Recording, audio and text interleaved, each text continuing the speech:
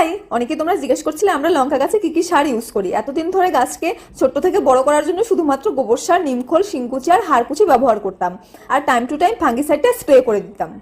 এবার দেখো এই গাছে প্রচুর লঙ্কা ধরেছে, এই টাইমে এর প্রচুর খাবারের দরকার হয়। সেজন্য প্রথমে আমি গাছের গোড়াটা খুব ভালোভাবে খুঁড়ে নেব, আর যদি গাছের গোড়ায় কোনো আগাছা থাকে সেটাও তুলে নেব।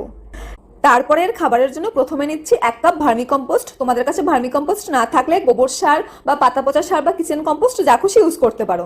তারপরে নিয়ে নিচ্ছি 1 চামচ এপসাম সল্ট। এপসাম সল্টের অল্টারনেটিভ আমার সত্যি কথা জানা নেই। তারপরে নিচ্ছি 1 চামচ ফিশ মিল। তোমরা ফিশ মিলের পরিবর্তে কলার খোসা 1-2 দিনের জন্য নর্মাল জলে ভিজিয়ে রেখে ওই জলটাকে আরো অনেকটা নর্মাল জলের সাথে মিশিয়ে গাছের জন্য ব্যবহার করতে পারো। তারপরে মিশিয়েছি হাড় গুঁড়ো 1 চামচ। তোমরা হাড় গুঁড়োর পরিবর্তে ডিমের খোসা জলে ধুয়ে সেটাকে রোদে শুকিয়ে গুঁড়ো করে গাছের জন্য ব্যবহার করতে পারো। ব্যাস, এবার এই মিশ্রণটাকে গাছের গোড়ার কিছুটা মাটি তুলে নিয়ে সেখানটায় দিয়ে এবার নর্মাল মাটিটা দিয়ে জল দিয়ে দিলেই ডান।